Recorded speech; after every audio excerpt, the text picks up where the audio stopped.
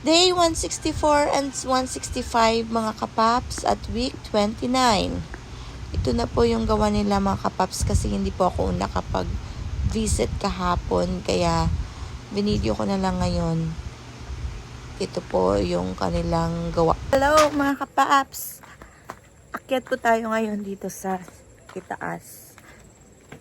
Tingnan natin yung piniframe nila na beam. Beam, I don't know, beam or tie. Beam, nakalimutan ko. So, I'm here sa itaas. Dito tayo sa ating terrace. Yan. Dito. Pasok tayo dito. Here po ay natapos na nilang pag-frame dito sa harap. Yan. At baka mabubuhos sila bukas. Tingnan natin. Yan. So, natakot ako guys. Kaya bababa na tayo. Dito lang ako dadaan. Mukhang nahihilo ako dito.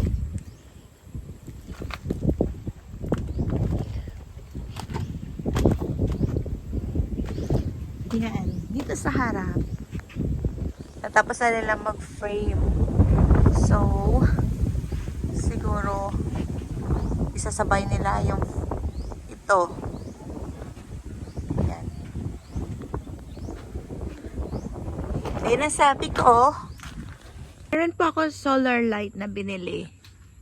Tingnan niyo po. Mamaya po,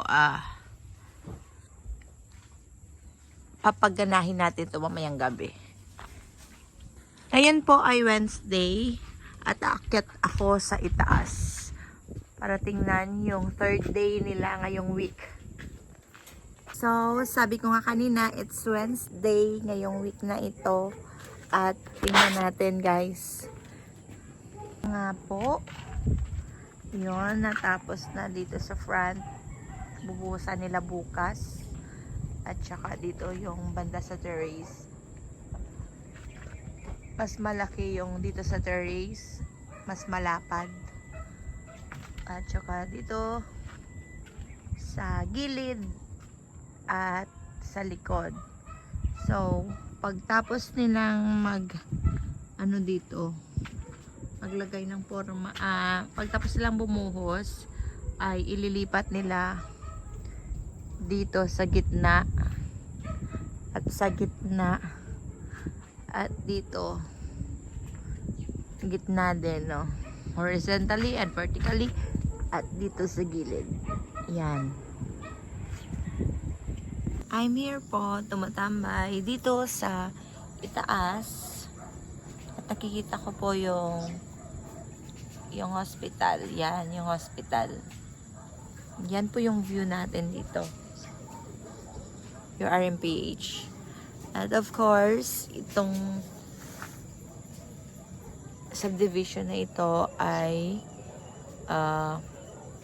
parang mountain. Green mountain. Yan, tingnan ninyo. Wala pa pong nakatira dito sa katabi naming bahay. Yan. I'm here in the other side. So, ito po. Dito mo, kanina dito ako sa kabilang side. Ngayon po, I'm here in the other side. At tingnan po natin yung ganap. Ito po. Yan yung sinasabi ko sa inyo na hospital. Then, ito yung view ngayon. Dito. Yan. Ito yung kapaligiran. Mountain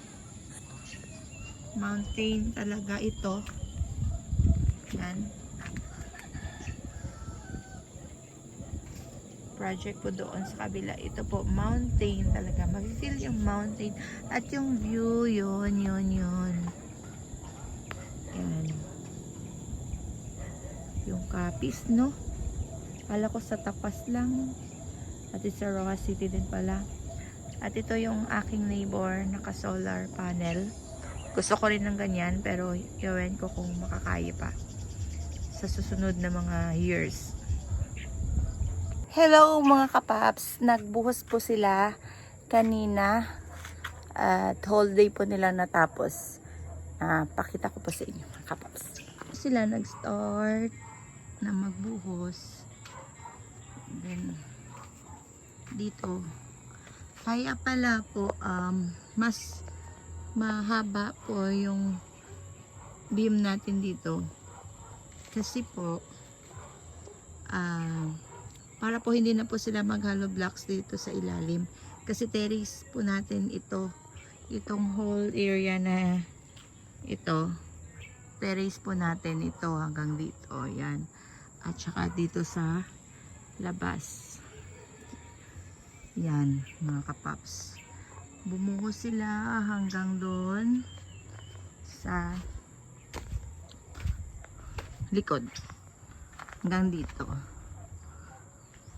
At saka baka kukunin nila bukas or next day yung frame ng sa gilid, both side, kasi po ililipat nila dito 1, 2, 3, 4 sides pahaba pag sa center, dalawang center at dito sa gilid. Yan po ngayong araw na to. Hello mga kapaps, akyat tayo dito sa taas. Ito po ay pang 5th day nila. Tingnan natin yung kanilang gawa. Yan mga kapaps. Yung nabunhusan nila kahapon, kinuha na nila yung frame. Yan. Tapos lahat po ng binuhusan nila kahapon, nakuha na nila yung frame. Tapos nilipat nila dito sa kabila sa hindi pa nalagyan ng frame. Pero may natira pa silang hindi nalagyan ng frame. Yung dito. So bukas pa nila yan lagyan bago sila magbuhos. Yan mga kapaps. Mga kapaps, today is last day of the week. At tingnan natin mga kapaps. Tinanggal na po nila yung kanilang frame sa binuhusan nila kahapon. Natanggal na po. At nilipat po nila yung frame dito sa hindi pa po nabuhusan kahapon. Nilipat nila. Correction po, hindi po kahapon sila nagbuhos. Nung Thursday po sila nagbuhos. Tapos kahapon po nilipat po nila yung mga frames dito. Yung mga frames dito sa hindi pa po nalagyan. At kanina po, ngayong last day of the week, Saturday, ay nabuhusan na po nila ito lahat. So, ito po yung ganap ngayong week na ito. At tingnan natin sa next week kung ano yung ganap. At naka-order na po ako ng long span at mga trusses para dito sa bubong ng bahay. So mga kapaps, bye!